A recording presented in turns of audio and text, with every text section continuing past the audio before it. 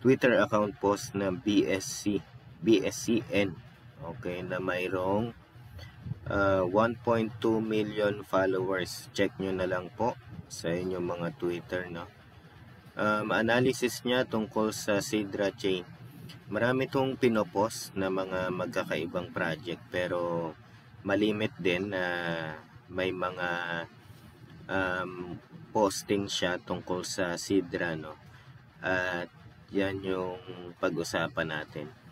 Ang sabi niya, Sidra Chain Special, sabi niya, is different from most crypto project for a few big reasons. Kakaiba raw to, sabi niya, kaysa sa mga ibang crypto project sa maraming dahilan. Mga comment dito, magkakaiba yan, no? Parang Taiwanese yata yung comment na yon. Pero meron dito, sabi niya, okay. Tapos sabi rito sa isang comment, he is worth following. His analysis is very accurate. So, okay daw. At accurate daw yung kanyang content tungkol sa Sidra. Then, pag kinilik natin to, dadalhin yan tayo doon sa mismong kabuuan ng Sidra full analysis news na pwede nating makita at maintindihan, no? Sa posting ng BSC Chain. Okay? At kung meron siyang 1.2 followers, ibig sabihin ang dami nakakabasa nito tungkol dito sa Sidra Chain na to, no? Sabi dyan, crypto industry is fast rising landscape. Tapos ang Sidra Chain daw ay decentralized network followed for Sharia compliant financial transaction. Ang Sharia compliant ay ibig sabihin nakapasa ito doon sa parang pinaka rules standard na Muslim country. Okay, nag-launch siya ng 2022. Sabi dyan, mainnet live since October 2023. Sidra Chain blends Islamic finance principle with cutting-edge blockchain technology. But how does it compare to traditional blockchain platforms like Bitcoin and Ethereum? Ang Sidra Chain daw ay unique. Ang kanyang mga features, ang ecosystem at ang mga real-world application na mayroon ang Sidra Chain project. Okay? Tapos, para mas maintindihan natin, especially sa mga baguhan, ano yung Sidra Chain? Okay, ito ay mayroong POW o yung Proof of Work blockchain.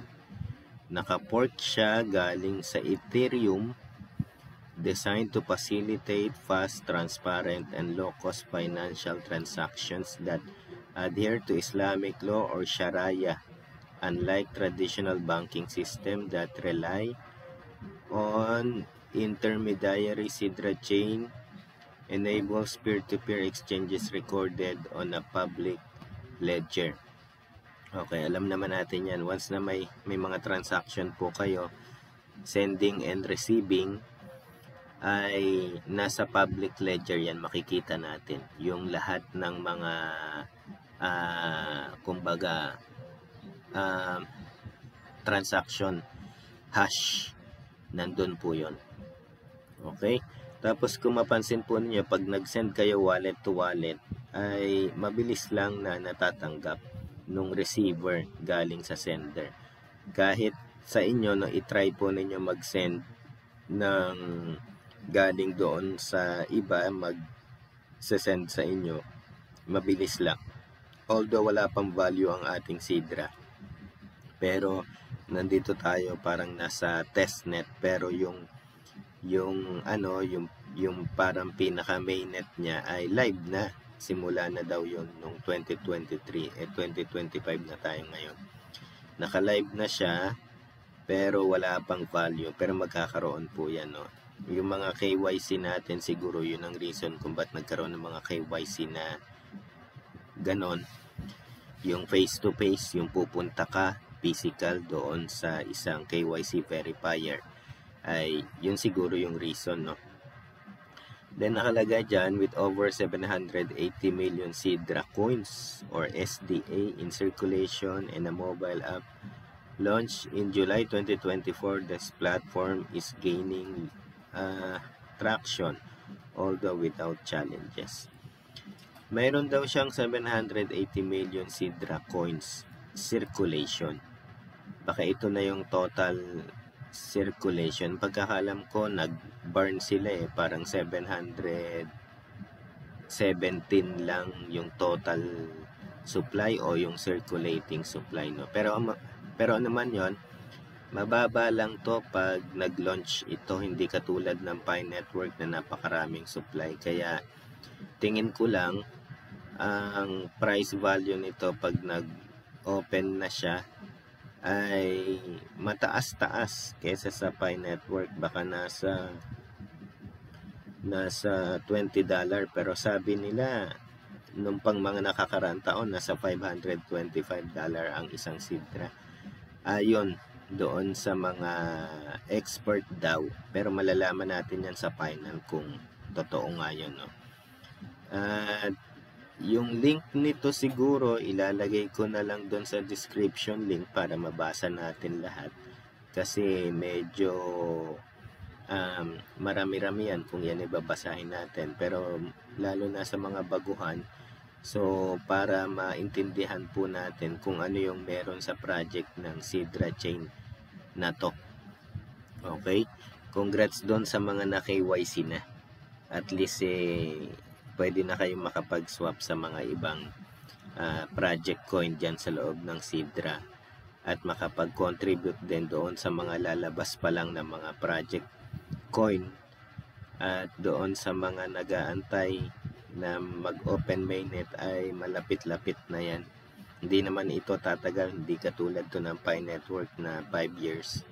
Although ito ay nasa 2 years na yata, kasi nung ini-start ko to, kakatapos lang din halos ng pandemic, medyo maluwag-luwag na, pero at least itinuloy pa rin hanggang naka-KYC tayo nung kailan lang, no?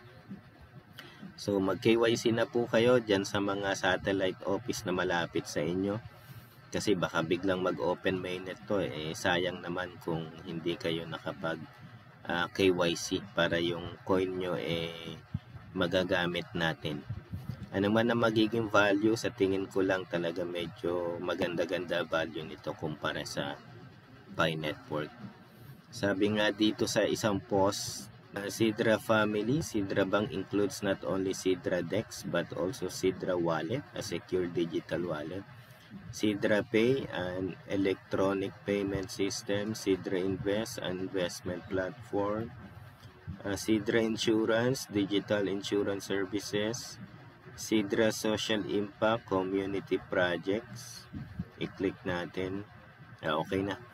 So, yun po yun. Yung doon natin magagamit ng mas maraming pamamaraan ang Sidra once na, especially pag ito ay nag-launching na sa market, na mas marami siyang paggagamitan na pwede nating ma-compare sa ibang project na mas maganda talaga yung Sidra Chain.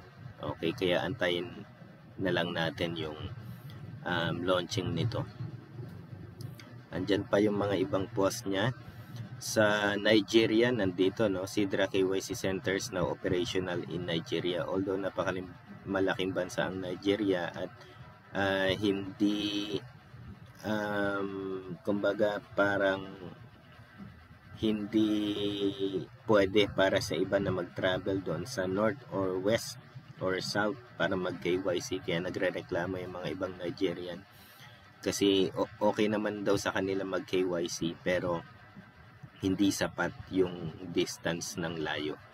Pero nag-announce naman na meron na sa Nigeria, dalawa to, KYC verifier, pero sa mga comment dito, no, makikita natin, no, ay malayo sa kanila.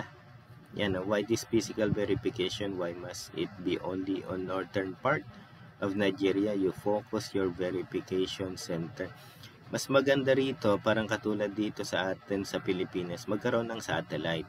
Parang sa Binangonan, nandun yung yung main. Tapos nag-satellite siya sa iba't ibang lugar para maabot yung ibang mga KYC Sidra miners. Ay yun yung dapat mangyari din sa Nigeria, no?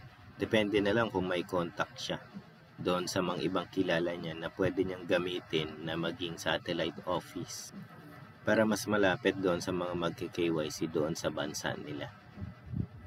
Ano man yon, at least dito sa Pilipinas, okay na tayo. Magkakaroon naman din ng mga malalapit na KYC center dyan, kaya antayan na lang natin kung kailan. Basta ako naka-KYC na dyan kay Ma'am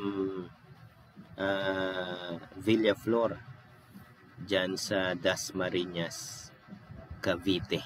Okay, kaya continue lang po sa pagmamining at habol na habol pa naman sa mga baguhan. So kaya pa. Once na nakaipon na po kayo ng inyong mga